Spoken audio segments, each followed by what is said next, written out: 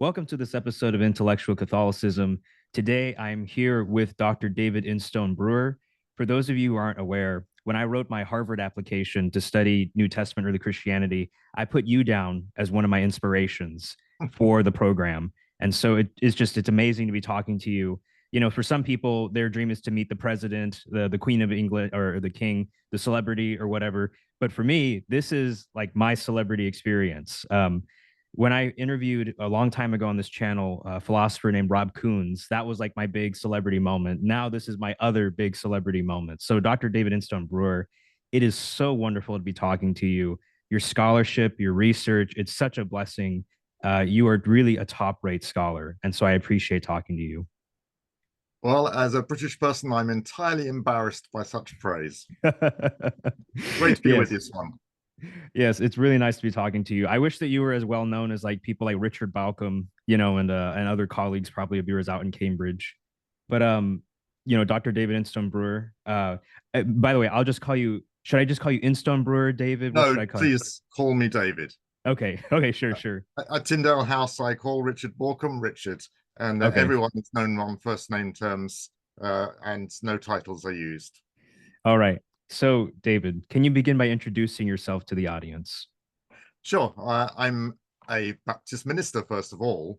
That's how I came into scholarship, because I was studying for the ministry, and my principal said to me, sorry, you've got to go and do research. And I said, no, no, no, no, I'm going for the ministry. The Lord has called me to the ministry.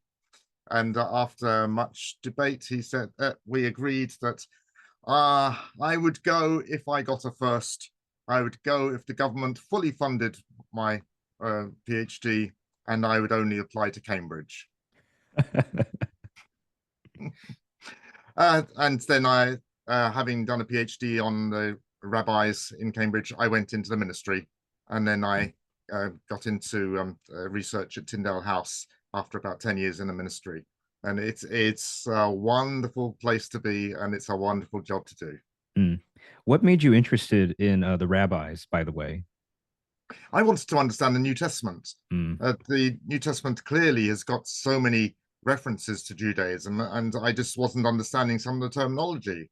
And I thought, well, the key must be there in the people that Jesus is talking to. So let's go and find out about these people and see what questions he's answering that we don't see on the page. So Mm. I went off and read about the rabbis.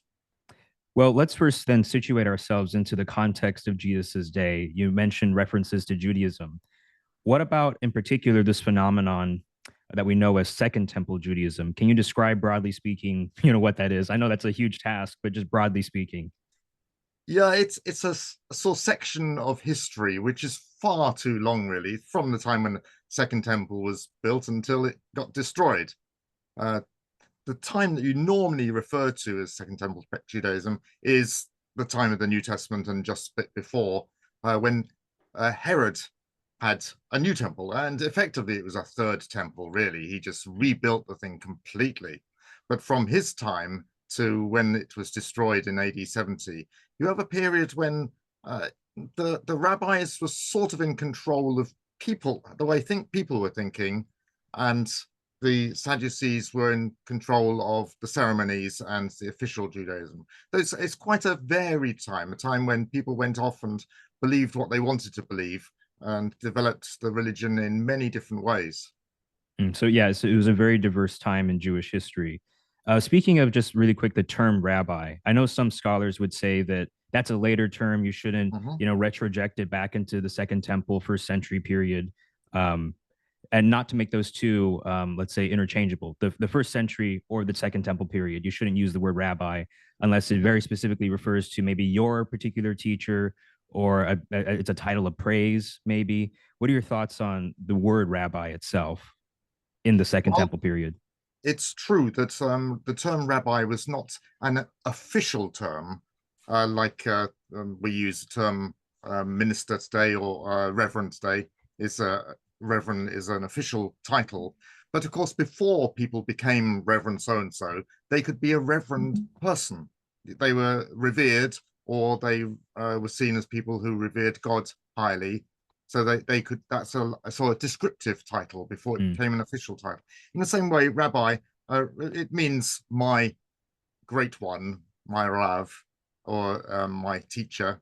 Hmm. Uh, and it was a title that was used by people. It was also the official title of just 6 people. We know of 6 individuals before 70 who were actually called rabbi. And it probably isn't a coincidence that they were all Sadducees. Mm. So this was a very interesting subgroup of Sadducees who were actually working in the way in which later people recognized them as being rabbis. So presumably leading a synagogue or something, or being available to the public to answer questions in the way in which later rabbis were. So the term rabbi was used as an official term by very few individuals in Jesus' day, but mostly it was a term of of respect rather Hmm. than something that you got as a result of study and an official laying on of hands or anything like that. Mm. And given the diversity, of Second Temple Jewish beliefs and practices, we have institutions like, I think the Sanhedrin is called a central organization, as is the temple. And so I'm interested in your take on, what, if any, role did these institutions have in dividing or unifying Jews during the time? Yeah, unifying or dividing. The Sadducees certainly were in charge of the temple, and the Pharisees tried to influence them and tried to get them to do things in a slightly different way. They tried to, for instance, get them to uh, not light the incense when they were taking the incense into the Holy of Holies. They weren't supposed to light it until they got in there. Mm. And the Sadducees said, well, no, it's the other way around. Yeah, that's right. And the Sadducees said, well, it's dark in there. How on earth are we going to be able to light it? From a practical point of view, they had to have it lit before they went through the curtain. The Pharisees tried to get Sadducees to do things properly, as they saw it, but Hmm. they had no authority in the temple. But outside the temple, you get the impression that people really weren't listening to the Sadducees. They were listening to the what we call the Pharisees. That's a pejorative term. It's even the rabbis themselves use the term Pharisee in a pejorative way to mean the separatists, the Pirushim. But hey, pejorative terms become official terms. Like Christian was probably a Right. pejorative term, and we have we have to live with those sort of things. So that these rabbis, these Pharisees, they had a lot of influence, but not in the temple itself. Hmm. And then what about the Sanhedrin? Any thoughts on what we can know from the sources? Well, it looks like there was a mixture of Sadducees and some Pharisees, perhaps. We don't really know. We have very little information. Uh, the rabbis weren't that interested in writing down history. They were more interested in writing down how you obey the Old Testament, how you do the Hmm. minutiae of the commandments. And that's what we have in historic sources. The more biographical stuff, this rabbi did that, or that rabbi did that, and this happened then, and even things about the Sanhedrin. It's very difficult to tease out what's historical and what isn't. But yes, there was a Sanhedrin. They did meet. They did have decisions. They had progressively less power, especially when the Romans took over, and you couldn't even give a death penalty. Right. But institutions, they are institutions, and they just keep going. Hmm. In your essay, Choosing a Legal System in Early Judaism, I thought that was a kind of interesting title, right? Imagine if we could do that today, like we can pick one legal system over another, in our states. You write, in the abstract, even the sages who felt that their legal system was divinely ordained were willing to accept the validity of competing legal systems. And so, usually the sages refer to, not necessarily figures from the first century, if I'm not mistaken, but it could be like a later consensus. Maybe, correct me if I'm wrong there. But do you think that the notion of like a divinely ordained legal system was present in pre-70 Judaism? First of all, on the sages, the Hakamim, Hmm. the wise ones, that we translate the sages, that was the names they used for themselves. Yeah, They right. loved that name. Yeah, so the rabbis didn't call themselves the rabbis. They didn't call themselves the Pharisees. That was a horrible term. They called themselves the sages, the wise ones, the Hakamim. So yeah, if you wanted to please a rabbi, you would approach him and say, "Dear, you and the Hakamim, what do you say?" Hakamim being the plural for Hakam. But yeah, so the sages, that was the name they chose for themselves, but for some reason we don't use it very much. Perhaps because we don't like them, but they're friends of mine, so I'm happy to call them wise ones. Right. As soon as you said that, it clicked. Yeah, I remembered reading that in your essay. So thank you. But did they consider themselves to have a divine legal system? Certainly, yes. They regarded the Tanakh in the Torah in particular as being given by God, and they teased it apart word by word, being keen to obey every single little nuance of the commandments. And the extra commandments they added on, they weren't because they thought the Torah wasn't sufficient, but it was a fence they made to make sure that they wouldn't even get close to disobeying one of God's commands. So if God says don't labor on a Sabbath, well, let's make sure we define exactly what that labor is so we don't step over the mark. And it's carrying something on the Sabbath, that's labor. Well, carrying even a needle on the Sabbath, that's labor. You have to see it's not as adding laws to God's commands, but adding a fence, that's what they called it, a fence around the laws, so that we never ever get near the cliff edge of falling down and breaking God's law. Right. So it seems like I suppose you could say the legal system was divinely ordained because it has the Torah, which came from God.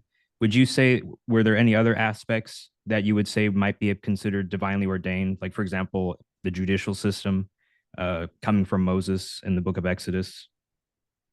Well, when they spoke about the oral law, they often said there is this law which has come from Moses and through the prophets and to us, that's such and such. That was a sort of extreme case. It's like when Catholics say that the Immaculate Conception, well, we don't have any documentation of that, so we have the Pope when he sits in his special chair and he says it, then it's true.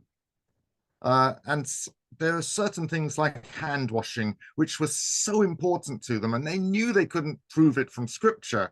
So they said, well, Moses said that, and he passed it on, and we now receive it, and it's a law.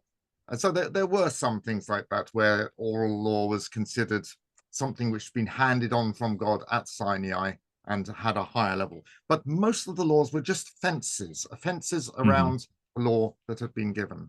And these other divine things which were passed on by oral law were fairly rare.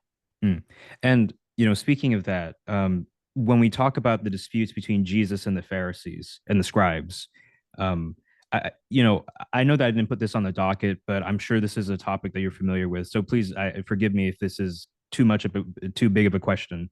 But with the disputes between the scribes and the Pharisees, the scribes and Pharisees and Jesus, what exactly were their differences? And I know that's a big question, but what do they disagree about, and why was Jesus so hostile towards the Pharisees? What is your take on that whole issue? The Pharisees had all these rules which were just too difficult to obey.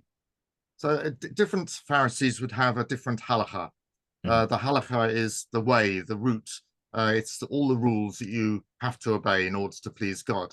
So if you weren't sure whether you could drink from this particular vessel, whether it was still unclean or not, you went to your local rabbi and said, well, I had this vessel and I cleaned it this way. Is that okay? Can I keep on using it? Or do I have to break it up and never use it again? And he would say, yes, no. And that you would follow him. And that was the halakha. And there may be rules that he would give you which you have to follow because they're part of the halakha that he has prescribed and you're following him. And Jesus, when he produced his halakha, said there are only two rules, which, the love God with all your heart, soul, strength, and mind, and love your neighbor as yourself. We know that halakha, that already existed as a halakha for children. Children had to obey those two rules. But when they became bar mitzvah, the son of the commandments, or bat mitzvah, the daughter of the commandments, they had to obey all the rules. They had to obey the whole of the commandments, all the mitzvot. But Jesus said, no, no, no, you can stay children. You can follow me as children and just have those two rules. So his halakha was very, very different from all the other rabbis at the time. And when we see in Acts, Christianity is called the way, which is another way of saying the halakha. It's a demeaning term. It's only ever used when talking about Christians, about those terrible heretics who are taking Jews down the wrong path and not making very good Jews. The Christian halakha based on Jesus was just so childish. That's kind of beautiful in a way. I really appreciate that. So moving then to talking about rabbinic Judaism, when did it start? What exactly do we have from rabbinic literature available to us? These types of things.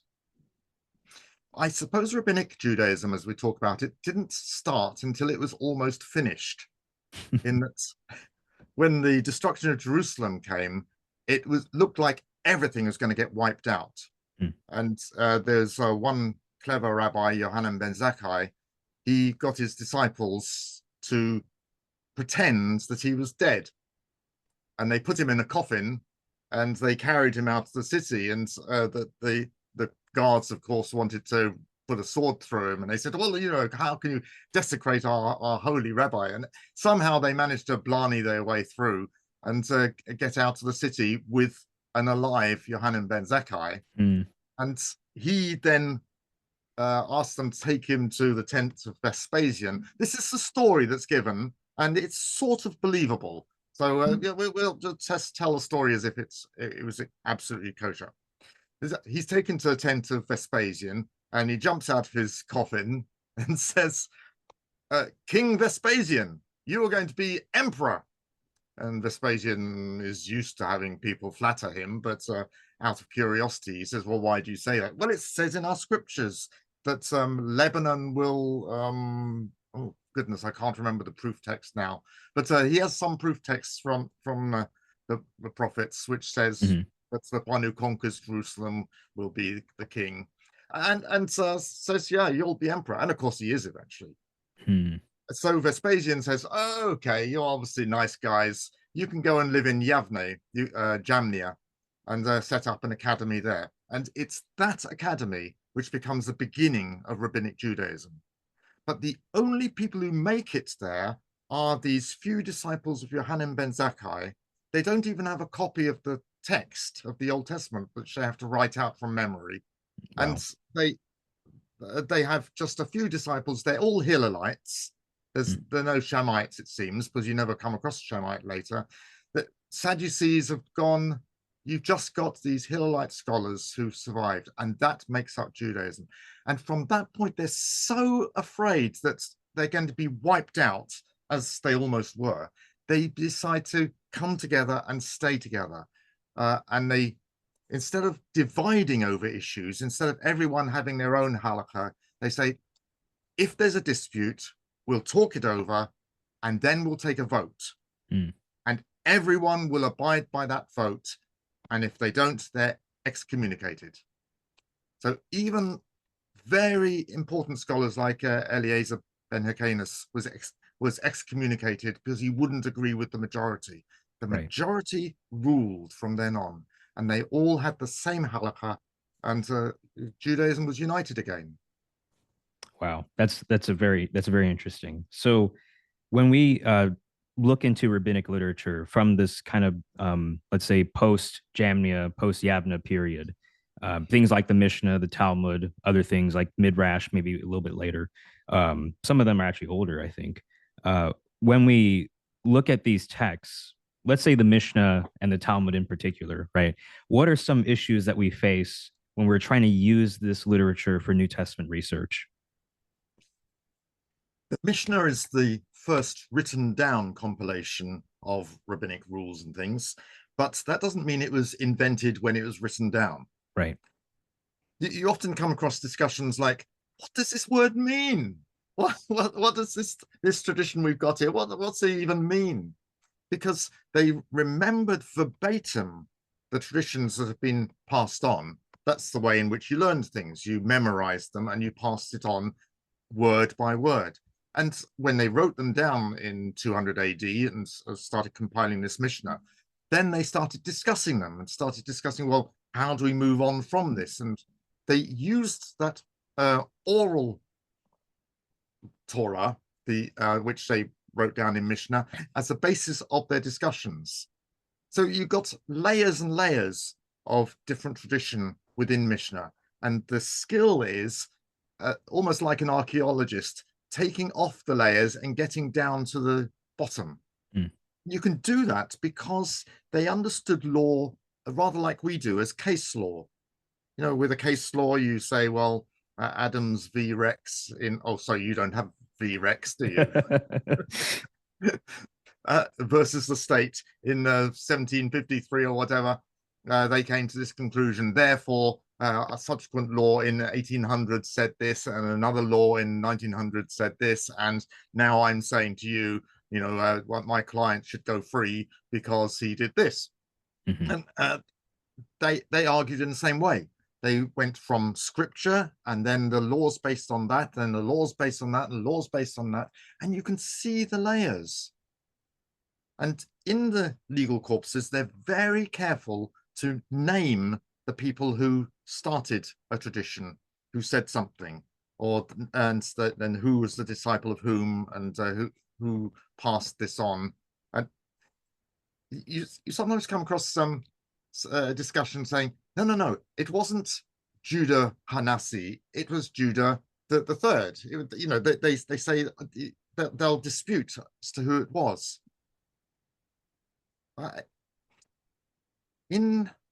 That's for legal works, but you also mentioned other works like the Midrashim, the commentaries on scripture. When you get to commentaries on scripture, they're not so fussy about who said what, right? And often you get things which are hopelessly false. You know, the person that's named couldn't possibly be the author of what's being said. We know from other things. And I think of it this way. If you were in a law court and someone said that Martin Luther said, "I have a dream," then immediately someone would stand up and say, "No, that wasn't Martin Luther, that was Martin Luther King." But if you were in a church and someone said, "Martin Luther said, I have a dream," well, you'd let it go, wouldn't you? Yeah. And in the legal texts, they're always very careful to name the correct rabbi. But outside the legal texts, anything goes, and you can't be careful. You can't really be sure about dating things. You know, I remember when I was looking into this area, reading people like John P. Meyer, Jacob Neusner, some other scholars. I know Neusner in particular was a major player in this field, especially because, you know, he kind of laid out that there's a lot we don't know about the Pharisees pre-70. I think he was, I mean, maybe this is just my impression, but he seemed a lot more skeptical than I think than most people would be, or at least I feel like, you know, with your project with Trent, you know, the tradition of the rabbis in the era of the New Testament, I don't know what he would have thought about it. He might have thought it's an impossible task. I don't know. But when you look at the literature of what, you know, scholars are doing today, you know, what are you noticing there? Are they more optimistic? Are they more pessimistic? How do they actually think that, you know, your project and other people's projects like yours can be successful? I think you may have stopped reading Neusner after he'd written about 100 books. Sure. Okay. Neusner was a rare scholar who actually used research to find things out. And as he found out more, he changed his mind. That's you know, good the to old know. saying, you know, when I come across new facts, well, I change my conclusions. What do you do? And most of us, we just stick to what we decided before, you know, and try and push the facts into it. Neusner was a rare scholar. He followed the facts and changed his conclusions. And there's one series of books, he just said, "Oh, what I wrote there was absolutely wrong. I've got to write 3 other books to put it right." Right. as he went on studying Mishnah and Tosefta and the Talmuds, he realized he could date things. There's a footnote at the in the bottom of the third volume, I think, of his Tosefta translation. It says, I've now found that every single tradition to do with this, I've been able to date by means of the layers of the law, and I see no reason why it isn't all dateable. Wow. Now, that might have been an exaggeration at that point with the enthusiasm of what he just discovered. But the principles of dating that he discovered are ones which everyone now follows. And I do know what he thought of Trent because he gave a glowing forward to it. He liked it. When I sent him my thesis, he read it on a plane and he said, well, I tried to like it, but I couldn't. Right. But when I sent him Trent, he had moved on a great deal. And he now recognized that these methods of dating are valid and central to what we do with Jewish traditions. And he gave a glowing forward to it. And in fact, he went more enthusiastically into dating than I did, because he was looking at the structure of Mishnah and Tosefta and Talmuds. And, you know, they all have exactly the same structure. They all have the same outline of tractates. And he said, this is really very old. It's much older than Mishnah. And he took it back to the 2nd century BC, because he said that's when those categories were starting to be defined. And that's those traditions that we have in Mishnah and Tosefta go back to 2nd century BC, which is a little bit too far for me. Sure. Okay. Yeah, I need to go look at my copy again, because I remember I was just looking through and reading everything else that Neusner written. I guess I was out of date with some of the literature. And he wrote like, what, 400 something books in his life? No, he sent me his bibliography once. Wow. And it's that thick. It's a A4 printed, and is that thick. And that was when he'd got to about 800 books. He got to over 1,000 at the end. Wow. Okay. Yeah. And some of those are books that he edited, but Sure. I have been on the receiving end of his editing, and it was minuscule. Every single thing was looked at and taken apart and criticized. He did not just tick a box. He edited. Yeah, that's incredible. I don't know, it makes me think about someone like, you know, if he was like St. Thomas Aquinas, you know, and how much he wrote and how meticulous he was. That's incredible. Let me tell you a story which you might want to cut out, but it's a great story. Okay. He sent me this email once. It was a Thursday, I remember. He said that I'm getting towards the end of my series of books on such and such. You know, he was within 3 volumes of the end, I think. So he was getting to the end, and he was concerned about what he was going to do next. And he sent me an outline of what he might do. And I hit the library for a couple of days and saw what he'd written and what hadn't been written by others. And then he emailed back, and I think I emailed back on the Monday saying, yeah, this sounds like a good idea. Yeah, and perhaps you might go in this direction. And by return of email, he sent me the first couple of chapters of the next book, which was going off on that direction. And by the end of the next week, the whole book was in my email. He'd finished the book. Wow. That's incredible. So speaking of these traditions that we can date in the Mishnah, could you provide some examples of traditions in the Mishnah that originate before 70 CE? Well, the traditions which are labeled to people who come from before 70 CE, you should by default say, yes, they did come from that person. Interesting. But of course, it's always difficult. You need to verify things. But there's some things which just couldn't come after 70. You know, all those regulations about stone jars and things, we know from the archaeology that stone jars were being used in the 1st century. And then after 70, they just didn't bother with that. These were regulations which were used then and weren't used later. You know, the ossuaries that we find every now and then with the bones in, for which there's regulations. There's even disputes between Pharisees and Sadducees about what you can do with bones, which are in Mishnah. But that practice just finished at 70 CE. They never used ossuaries again. We don't find any at all. the archaeology and the historical record is absolutely in line there. And these are things which are in Mishnah, which then just stop being talked about by later generations. And things like sacrifices, which they go on discussing after 70 CE, they're being discussed in a rather different sort of way. What was the meaning of the sacrifices rather than exactly what should you do? What order should you do things in, and where should you do them, and how should you be clean? These are all laid down, and they're completely theoretical, of course, after the temple's gone. But they're still being discussed later, and then later they developed theories of how you eat and how you keep yourself holy from that. But that the actual details are there as a foundation layer, and they're important to the later lawyers, like case law needs the foundations of the earlier laws. They kept all those earlier traditions and then built up on them.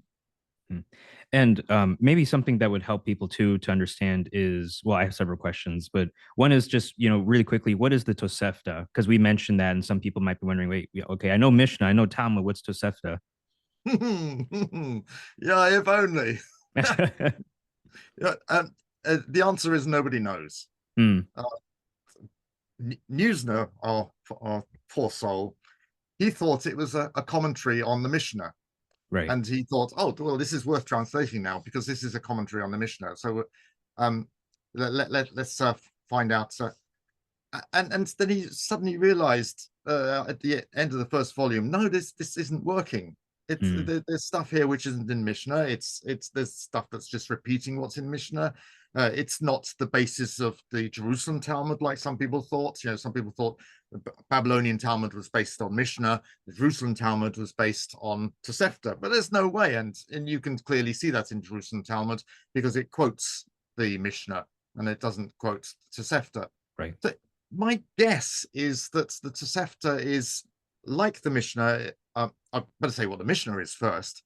Someone decided we've got all this oral law, which we know about, which was certain. Let's write that down. And then let's have discussions about it and come to a conclusion. So you have these discussions. The people who are taking part in the discussions are named. Then at the end of the discussion, you have an anonymous conclusion. And it's anonymous because everyone agrees with it. Everyone's put up their hand, and those who haven't put up their hand to agree, nevertheless do agree because the majority rules. Right. So it's an anonymous conclusion at the end. And that's the important part of Mishnah. That's what you obey. But the people who wrote Tosefta, it looks like they didn't quite agree. They either agreed that the discussion hadn't finished and, hey, we should carry on, because it doesn't. They sometimes have this anonymous conclusion, and sometimes it just carries on past the anonymous conclusion. Or they had a different halakha. They were trying to be a minority report, and they wanted to come to different conclusions. I don't quite buy that because a lot of discussions don't come to a conclusion. But it's something like that, a different community producing something else. Or perhaps it was a beginning of a Talmud. The Talmud is a commentary on the Mishnah. So it's taking Mishnah, okay, we finished that, we're going to keep that, everything there is true, and now we're going to base a commentary on that as if it's scripture. So maybe it was the start of that, but to be honest, no one knows. Right. And anyone who tells you this is what Tosefta is just showing their ignorance. Sure. Since I asked you already about kind of Jesus' relationship with the Pharisees and scribes, let me kind of get to my last two questions. So the first of the last questions is, as somebody who wants to study Jewish law and institutions around the time of Jesus, what advice would you give me? I of course, I would say, hey, read Trent. Or I would say, read Strack-Billebeck in English. It's so wonderful that it's available in English now. That's on my shelf. Yeah. Well, you can see it's on my shelf. I'm pointing to it there. Yeah. Awesome. But really, wait, now what's that? That's Mishnah there. It's backwards. Okay, yeah, I think that's Black's edition of Mishnah there. Anyway, I would read Mishnah, read it in English, read the sources, and it won't make sense to start with. hey, things don't make sense to start with, but you read it and reread it and get it under your skin, because there you've got real rabbis talking to each other. Most of them aren't living at the same time as Jesus, but they're still thinking the same way that the rabbis in Jesus' day thought. And you want to get inside their heads to think how they thought, because then you can hear Jesus talking to them. And you can see how annoyed Jesus would be with them over the tiny details that they're arguing about, and yet they never touch morals. There's no laws against hitting your wife. There's no rules against stealing from your children. It's all to do with ceremony and cleanliness and things that I don't think God really cares about. And Jesus said, look, you're just play acting at this religion. You're being hypocrites, play actors. You're up on a stage playing the part, but really you're not interested in serving God. You just want to look good. My last question is, when you did this research into, the rabbis in the Second Temple period, and even, looking at later rabbinic literature, someone might think this is a very, intellectual, heady project. But I think I'd like to touch on maybe this aspect, your pastoral side, if you will, and touch on the intellectual side as well, by asking you, how might this research help us more deeply love and appreciate Jesus Christ? Well, the first thing that happened when I went back into the pastorate after doing a PhD in the rabbis is that all these couples wanted to come and get married in my church, because my Baptist church was prettier than the Anglican church, and it was more willing to marry people who of dubious background, i.e. divorced.